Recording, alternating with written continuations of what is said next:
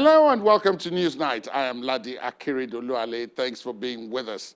My guest on today's program says no country experiences growth and development without guaranteed power supply, but that the most recent increase in tariffs for consumers is not justifiable. My guest also says the authorities must be deeply concerned about the sudden and deep impact removal of petrol subsidy has on the national economy. NewsNight talks to development economist and partner SPM professionals, Mr. Paul Alaje.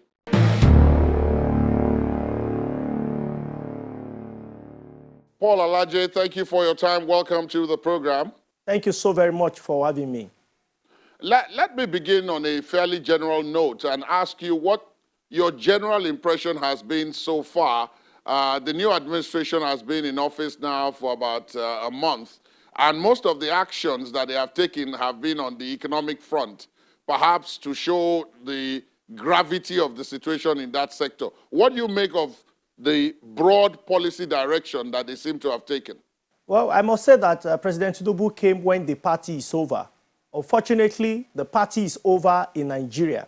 We must face economic reality and do everything possible to reduce the pain, because some of the economic policy that have come from authority has come with pains, which of course I think authority must also do a lot to reduce some of the pains that Nigerians may be going through at the moment. The truth is that there are limited options for an administration that started when all the things we might call the gains or benefit of office, or some of the gains that Nigerians should enjoy, has been completely eroded.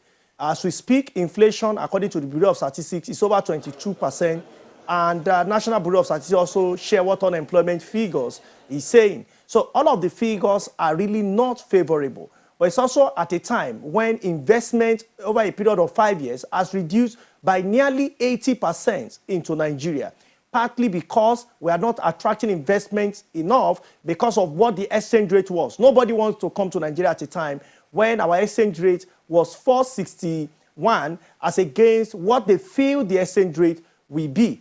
Today, we have seen exchange rates, even though that must be done with a lot of caution, has been floated. I think authority will need to do a lot about that. So there are a number of policies that authority have made. But you see, in economics, for every good decision, there are concerns that must be managed. Subsidy has been removed. There are concerns that must be managed with that. We have also seen exchange rate have been floated. There are also concerns about floating the naira. So for every decision that is taken in economics, there is always a trade-off. There is always something to look out for, so that rather than having a positive impact, it will not end up in a negative impact for the people. Let's take those things that you mentioned, those broad policy objectives that you mentioned, one by one. And I recognize the fact that you have said that, the administration arrived after the party was over. And I think many of our viewers will understand at least part of what you are saying. Now, let's begin with the issue of fuel subsidy. At a point, it was eating 20, 25, 30% of our foreign exchange earnings to pay for this subsidy, both in naira and in foreign currency terms. Now, the removal, many economists have said, look, this was inevitable, it's got to happen. But then you pointed out now that there are other sides to it. Talk us through how this should proceed, because we have seen prices already more than double. And the impact on manufacturers, small businesses, private owners, even institutions like schools, hospitals, and so on, have been quite sudden, and they have been quite deep. How do we go about managing the situation that we are now faced with? First of all, we have to deal with the issue of confidence. Remember that in 2012 to 13, President Jonathan had attempted to remove subsidy completely. I must also give credit to previous leaders who have tried. President Obasanjo tried to remove subsidy. In fact, military head of states at a time have also tried to remove subsidy, but it was perhaps impossible. President Tinubu has done what many of these leaders have not been able to do by removing subsidy. Why has it been difficult for Nigerians, and what must we do so that the negative impact will not cancel the gains of subsidy removal. First is, with subsidy removal will come inflation. Inflation, that I mentioned to you earlier, is in double digits as against the target of central bank of 6 to 9%. Inflation has been double digit not because subsidy has been removed. In fact, the effect of subsidy on inflation has not been felt. We have to wait till July, August, until the end of the year for us to start feeling the real impact of subsidy removal.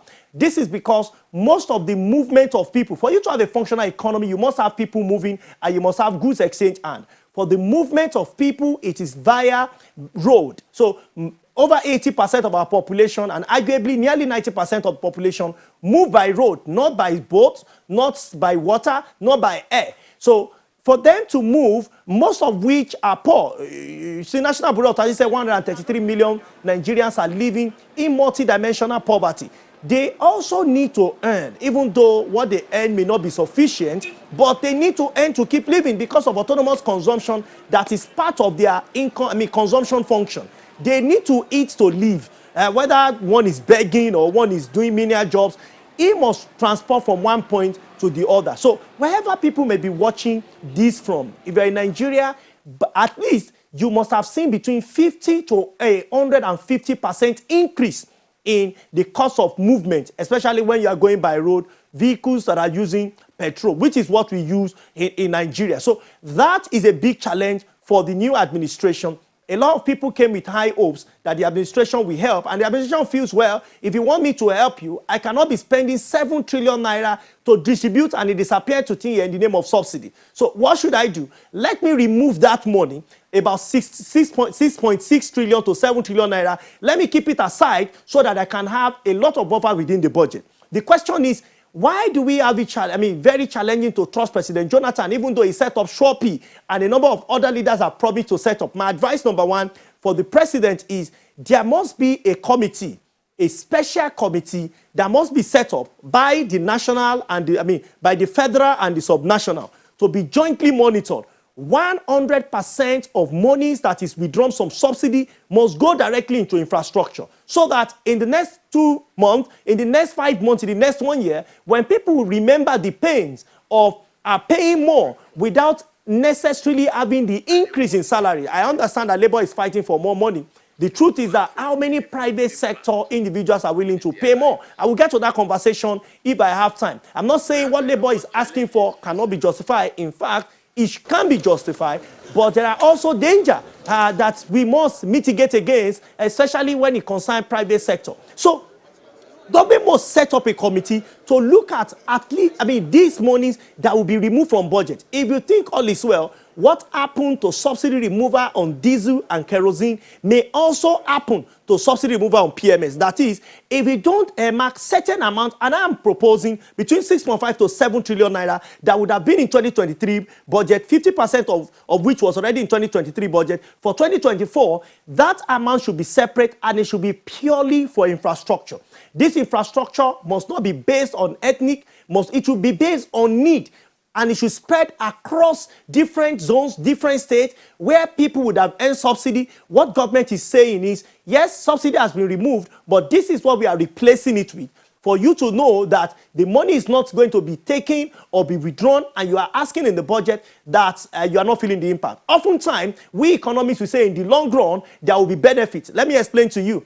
If you are not articulate, if you are not deliberate about long run we mean when we are all dead. That's what John Maynard Keynes, the father of modern macroeconomics, called the long run. When people say in the long run, forces of demand and supply will adjudicate price. And for 5 years, for 10 years, for 20 years, people are wondering whether the long run will come. The same way I question the long run for diesel. Is it not time for long run for diesel prices to reduce pre-invasion of Ukraine by Russia? Because before Russia occupied Ukraine, diesel was 290 in Nigeria. The moment Russia occupied Ukraine, we started seeing general increase in energy across the globe. That caught up with Nigeria to about 800 naira to a liter. Today is about 650. When will it go back to what it used to be, 290 naira per liter of diesel? The same for kerosene. When will the price go back to pre-subsidy removal age? And that is why people must know that for us to benefit truly, a certain amount must be withdrawn. These monies must now be jointly managed between the federal, the state, and even the local government, so that we can put this on project, whether we want to use it on hospitals, or we want to invest on more roads, or we want to invest, which I'm recommending, more rails, so we can connect more. And why have I said rail?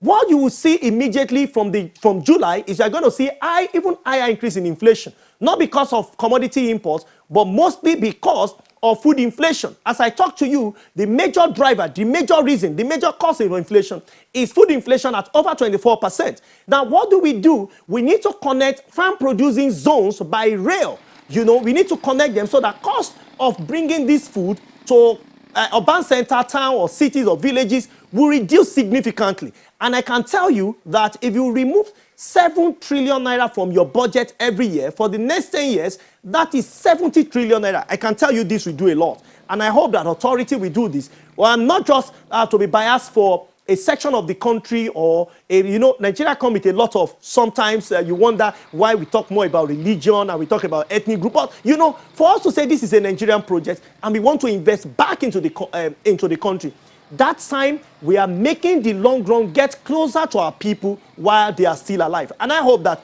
authorities will do this from 2024, perhaps when President Tinubu submits his first budget in office. That money that should have gone to subsidy must come back and say, this is what we would have spent on subsidy, but we are putting it on infrastructure, and these are the projects we are putting on. This will be different from capital expenditure that government would have spent ordinarily. It will be different from CAPEX. Yes, CAPEX will be there, because whether subsidy exists or not, there would have been capital expenditure, which is about 25 to 30% of the entire budget. So, but when you add what we go on subsidy to it, we are saying we want to go on massive infrastructure. And the good news is President Tinubu is looking at 6% GDP growth rate. This makes his aspiration come through very quickly, especially when this goes directly into infrastructure. And I tell you, even when you present that to Labour will say, yes, we can see what you are doing with the money, rather than borrowing more, because you ask a question about borrowing. Rather than borrowing more, what that will mean is that we can use revenue we have generated to improve our economy, and you will see that our growth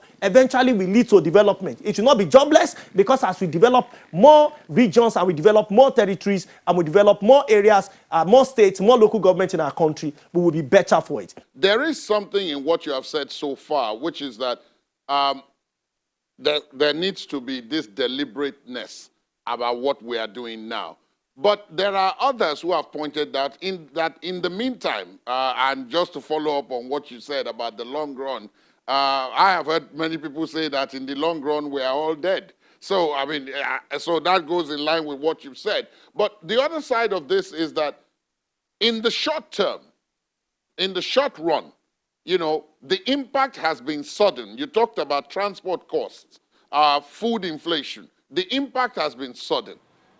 In that short run, while we are building this infrastructure, we seem to be hamstrung by the fact that we also have almost 77 trillion naira in debt that we are either servicing or we need to pay up.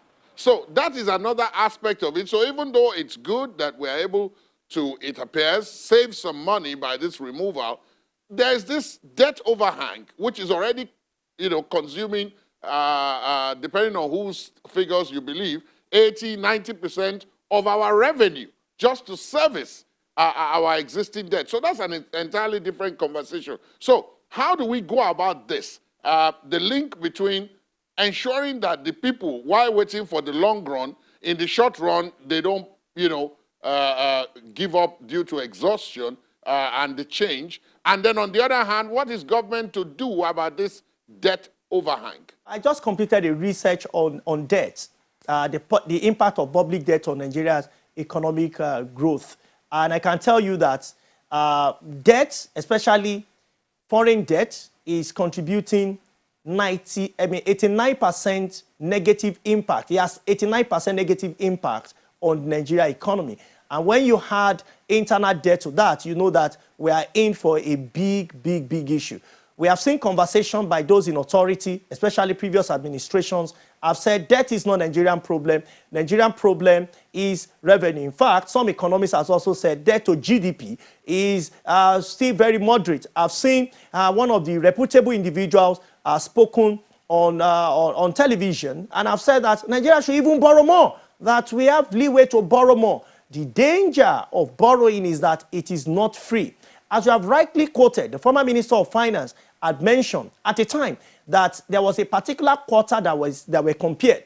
All the revenues we generated in the quarter were not enough to service debt alone. By implication, if that were to be year-end, we would have borrowed more money to service debt, not to fuel the jet of Mr. President, not to pay civil service, not to pay politicians in the National Assembly. No, that means all of those would have been via borrowing. Then what should we be doing?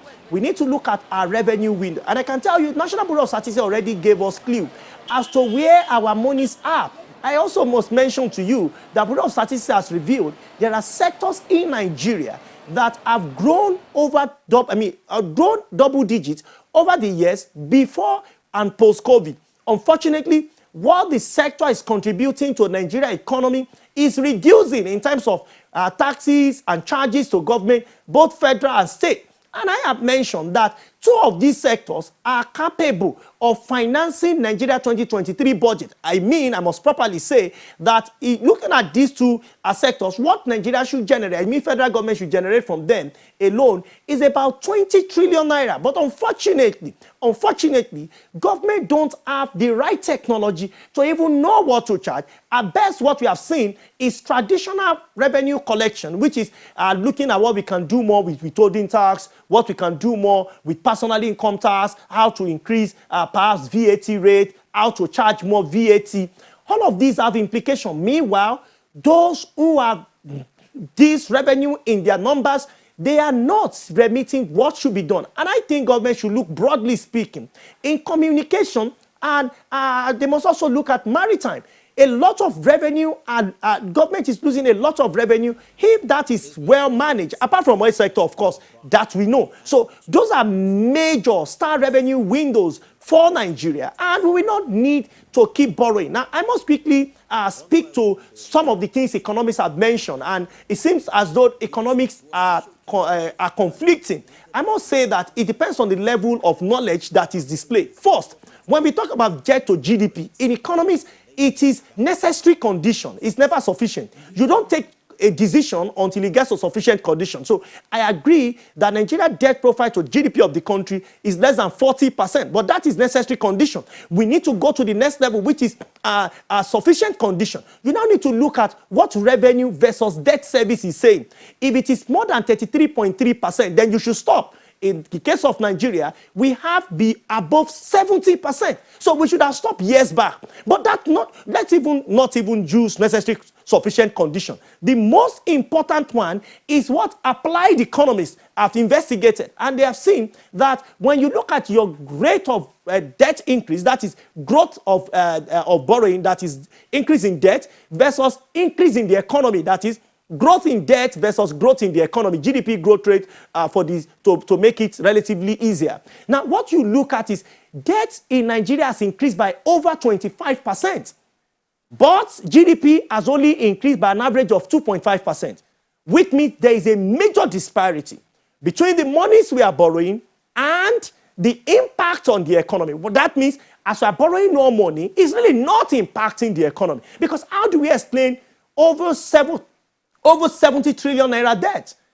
and most of which are collected in the last 10 years. So if you have collected more money in the last 10 years, but it's not impacting on the economy, should we continue to do the same thing and expect results to be different? That would be a sign of insanity. I don't think we should do so. I don't think we should continue to take the same step over and over again. And I'm happy we have a new administration which seems to be taking a different approach to things. Because what you have seen with the previous administrations have been using quick fixes to solve economic problems. Unfortunately, quick fixes themselves don't solve economic problems. So what the administration must look at is, before we go borrowing again, we must be sure that some of the monies we are borrowing are capable of generating resources, at least to service, even not to pay back. We cannot continue to borrow and think that somehow, somewhere, somebody is going to come and pay back all the loans we are borrowing. And we might not be as lucky as we were in the early 2000s when we got debt forgiveness.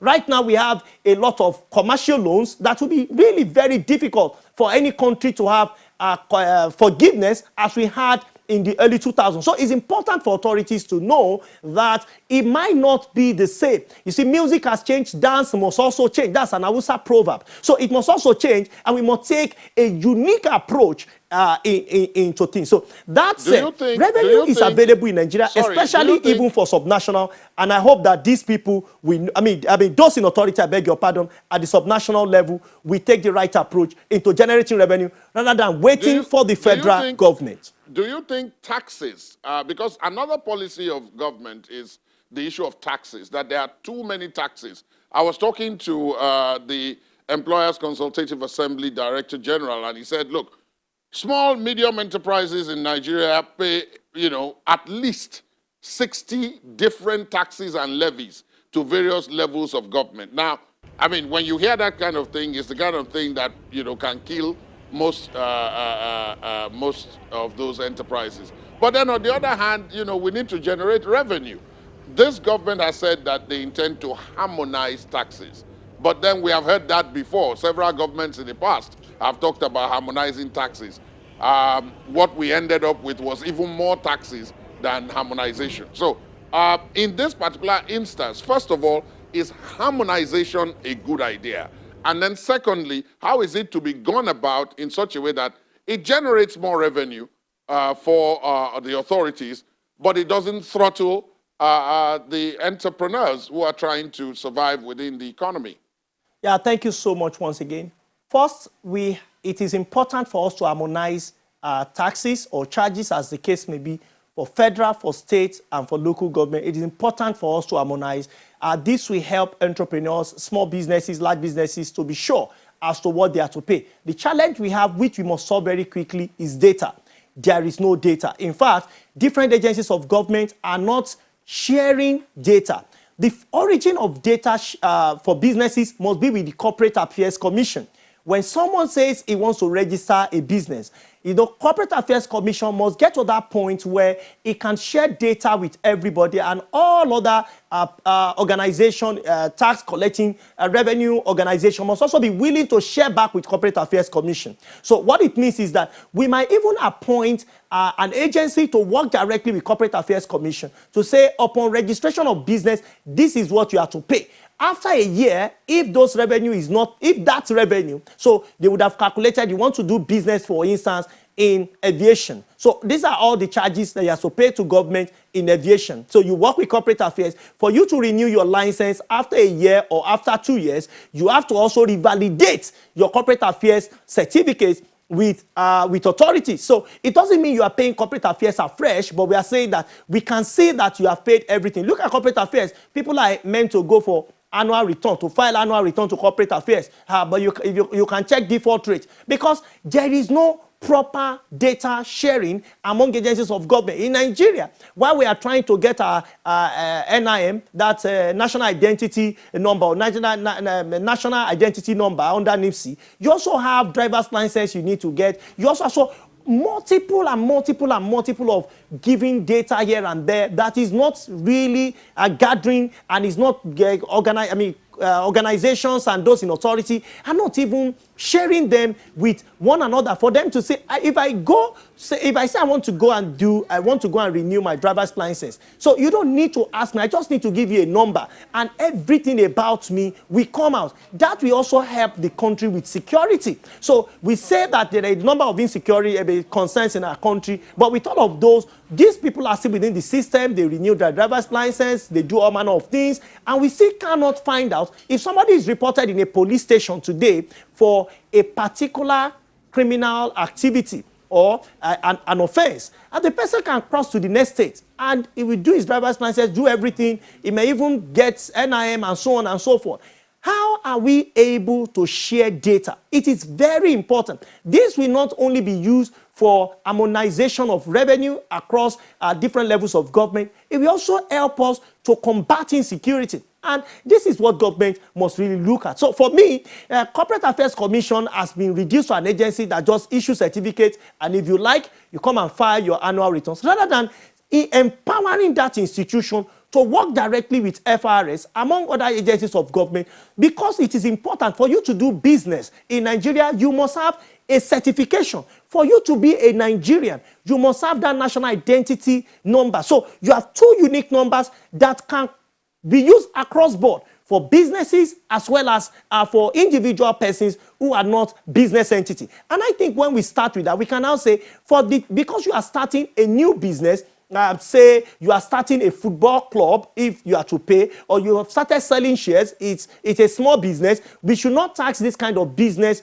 to a point of closure. So for somebody who is selling shares, or somebody who is selling pure water, for instance, you are not supposed to pay taxes, because we look at what you are doing, you are part of the people that government should help. But you can be given that certificate to say that, yes, you are not supposed to pay taxes. But how do we capture all of this if we don't have a centralized, a unified system that all other agencies of government will come to source their data, and all Nigerians will know that they are in line with what is expected by the authorities and for the progress of our nation? There's something else that we have spent a lot of money on, a lot of money that, going by what you've said during the course of this interview, we don't have. And possibly may have also been part of where the money we have borrowed has gone to. And that is this multiple rates for Forex. You had what was referred to as the official window or unofficial window, depending on who you are talking to. Then you had the black market. Then you had other windows for BTA and other such. In other words, depending on how well connected you were in the system, you could get the dollar, the pound, the yen, whichever, at different rates. Now, the administration seems to have lifted, the restrictions, first of all, on those rates, and allowed them to come close together in terms of how much is involved.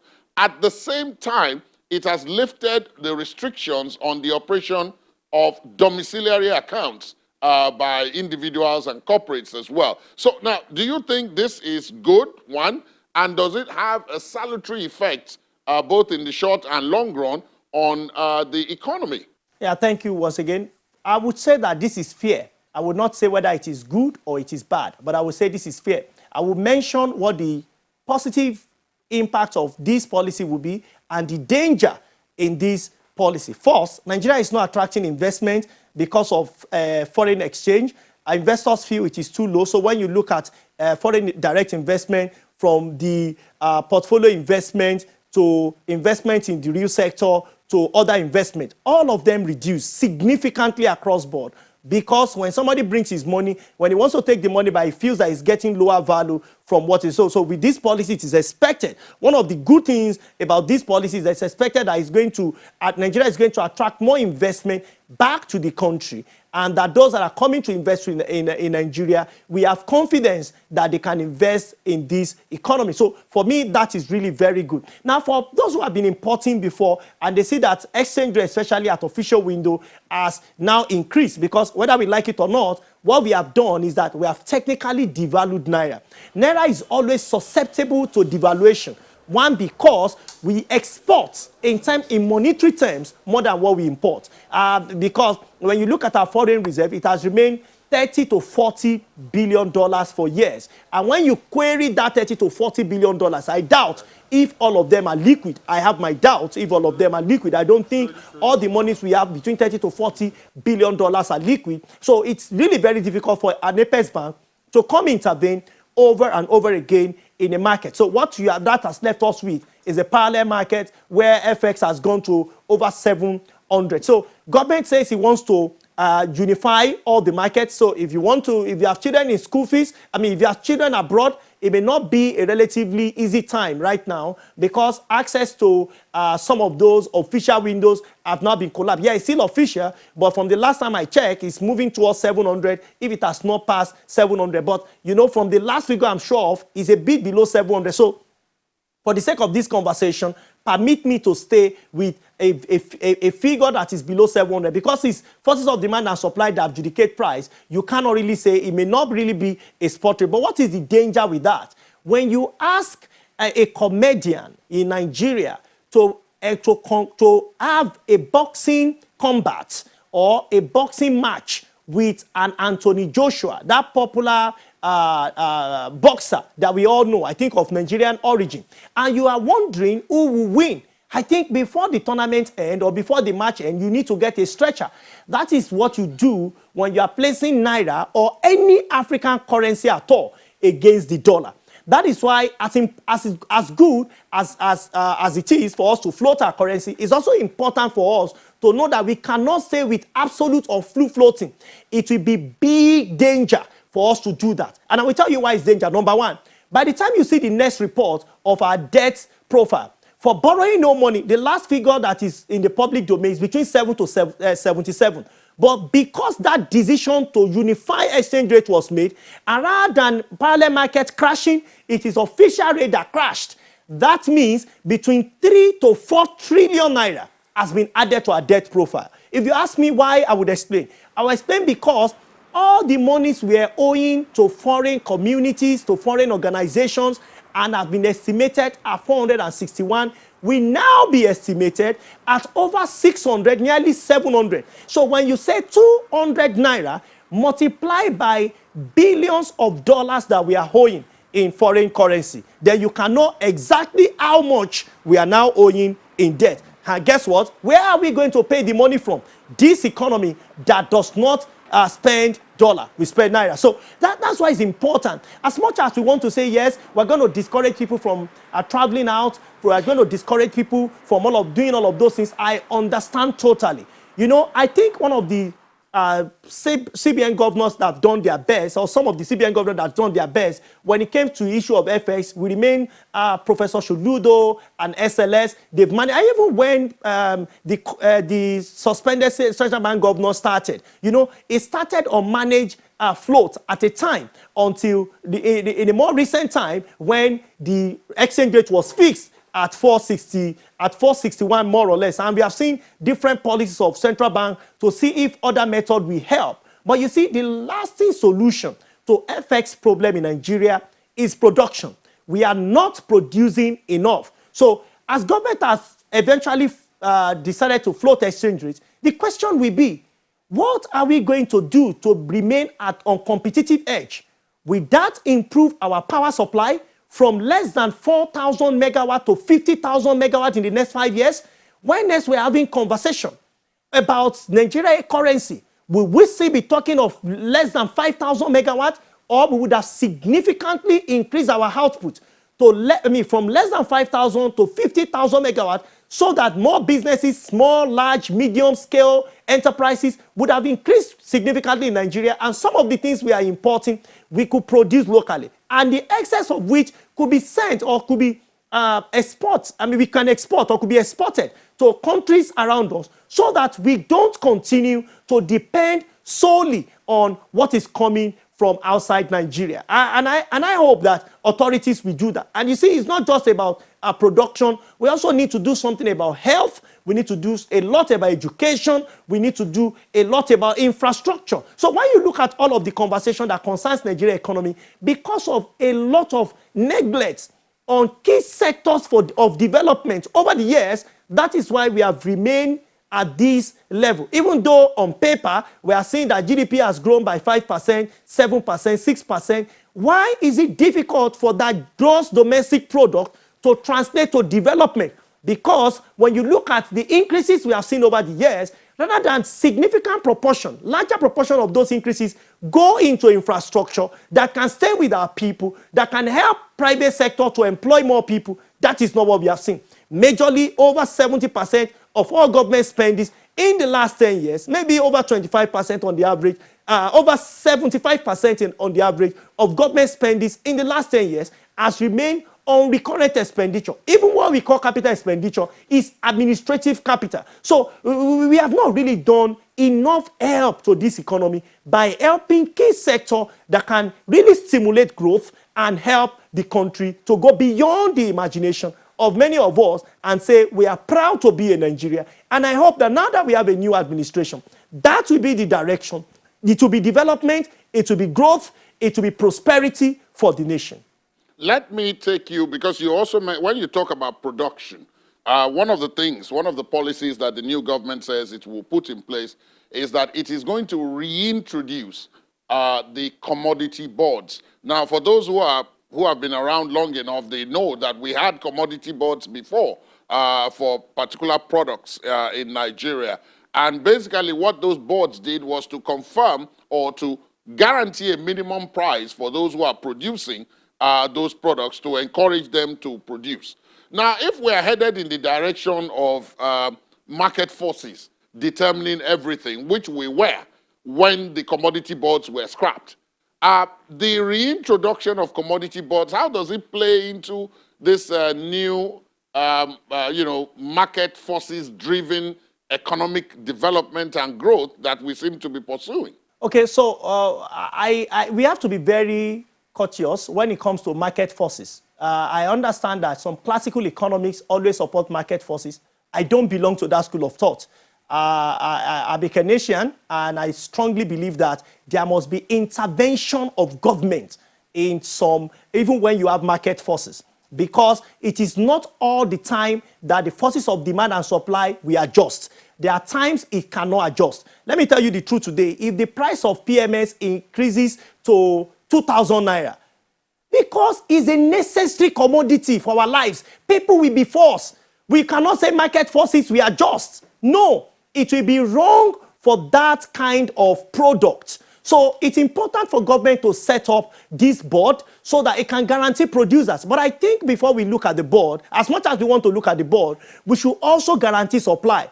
The challenge we have had over the years is that our produce, like cocoa, like palm oil, like palm kernel, all of these things are reducing significantly. Unfortunately, by 11:59 p.m. today, we would have welcomed 60,000 children. Just think about it for a moment. 30 days, how many will they be? In a year, how many will they be?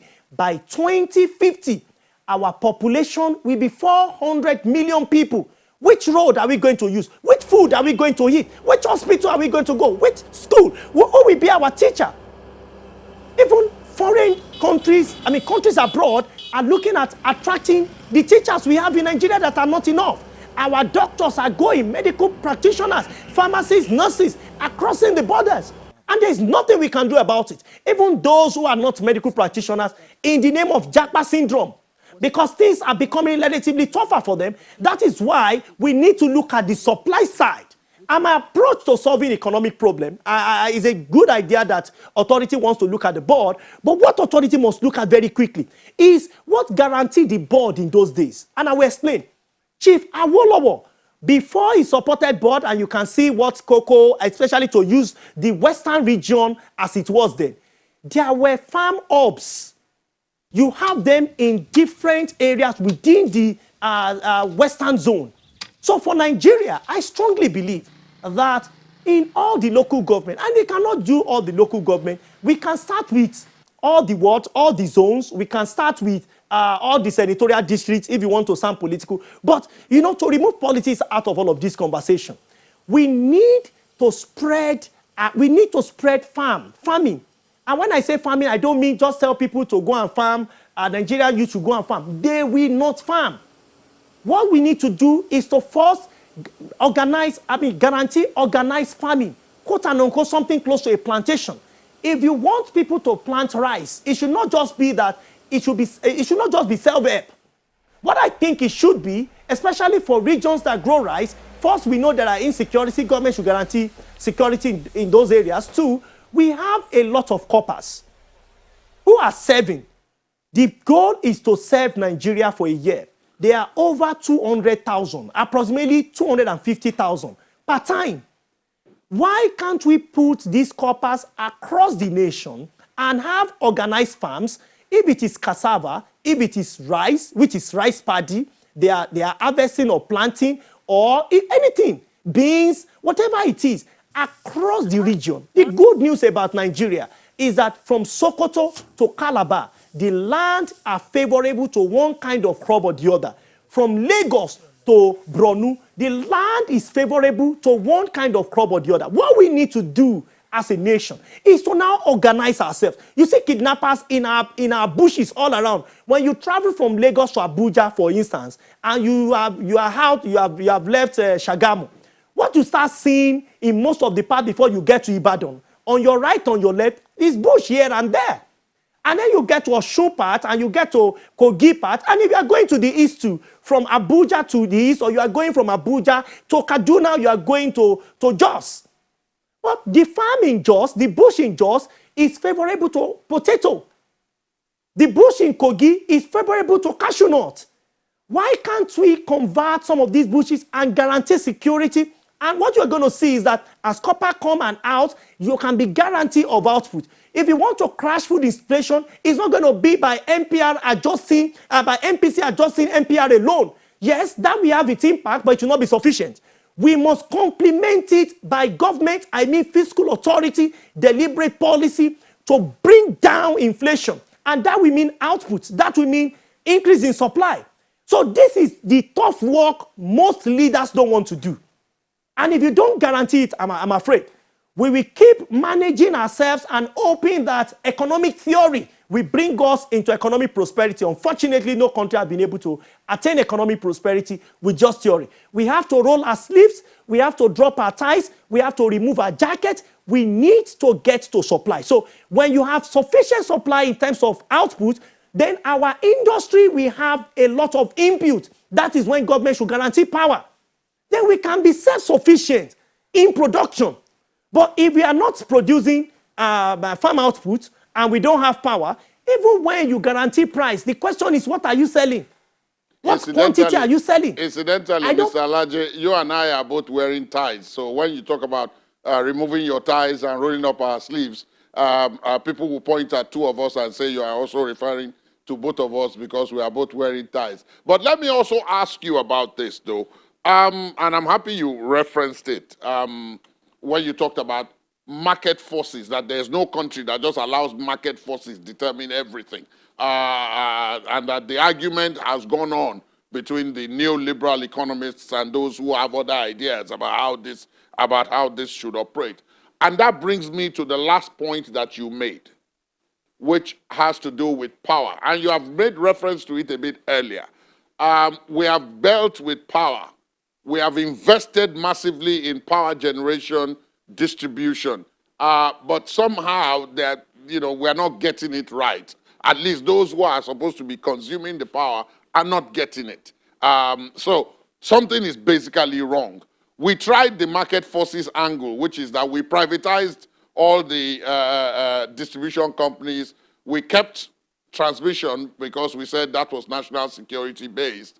But now we are again going to witness another tariff increase. I don't know which number this one is going to be in the last decade. We're going to get, and yet we cannot talk beyond 4,000 megawatts, which we have been talking about for the last 10 years as well. So what exactly is going on, especially when you mention that no economic growth, no production is going to be possible, especially along the lines that we dream, if we cannot guarantee power supply? Power is very essential, is the foundation of all development. If President Tinubu will achieve 24 hours power supply for industry and homes, it will remain an hero in the history of Nigeria forever. If that is what he will give to Nigeria, it will become a man of foundation that the history of our nation will never forget. Any leader that is able to provide power. And there are a number of ways, because countries have been able to overcome challenges of power. We've seen countries that were living in the dark, countries that have transformed themselves from just being able to achieve 2 hours power supply to now being able to achieve more than sufficient power supply. The truth is that when you look at power, you must put round pegs in round holes. You must put square pegs in square holes. So what we have had is that we have seen people who feels they can participate in the industry, but the knowledge they are bringing is not new. The funds that is expected to go into power sector on the average is about $1 million to 1 megawatt. But what we have seen is that most of the money we have contributed into power is not really translating to results. If not, all the billions of dollars and billions of naira that has gone into power supply should have been, we should have seen the result. The good news is that the president has signed a new bill that allows for participation of states and also to issue licenses. What we need to now know is there a will? Will corruption allow this power to be stable? Will self-interest of individuals at the ends of affairs allow those who truly have the capacity to generate power for our country to come and stay and do the needful for us to have the power? Will we allow, with the new policies that have been signed with the new act, for those who can even generate power off the grid, whether via alternative measure or even through sending their power to the grid? Is there something we must do to further attract those who have gotten it correctly abroad to come to Nigeria to help us? Can we create star states? For instance, Lagos State. We know that Lagos State is responsible for most of the growth we have in Nigeria today. Can we use Lagos as guinea pig and call some of the major power producers around the world to manage Lagos just for 2 or 3 or 4 or 5 years? And if that becomes a success, can we extend it to Kano? Can we extend it to Rivers? Can we extend it to the FCT? Can we extend it to Sokoto? Can we extend it to Oyo? Can we extend it and spread like that? Instead of us wanting to carry the load of the entire world on our head and we only have one leg. So there are many ways to go about it. There are countries that have power. You see them have 24-hour power supply. But when you go outside the major cities or major states of the country, they are not different from Nigeria. But what we need to look at is, where do we have comparative cost advantage? Do we have comparative cost advantage in all the states? Or we can say that for states where a lot of production is happening, Lagos and part of Ogun, can we put enough power supply in that area? Yes, prices will go up and it will be reasonable. But now increasing tariff by 40% is telling people to pay further for darkness that they are having. And I don't think it can be justified.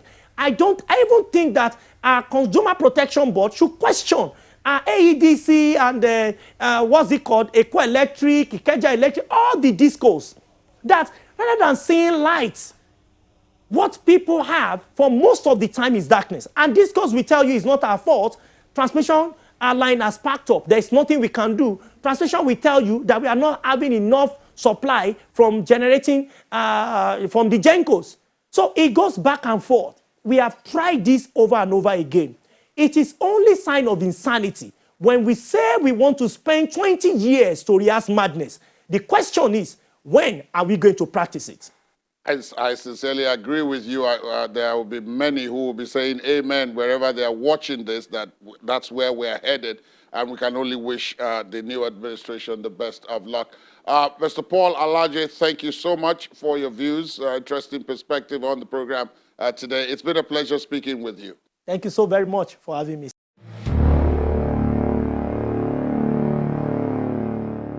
That's our program today. We would, of course, like to hear from you on the conversation. Our social media handles are right there on your screen. You can also listen to this and previous episodes of the program via our podcast and YouTube pages. Please visit our website, channelstv.com, to get started. I am Ladi Akiriduluale. Goodbye.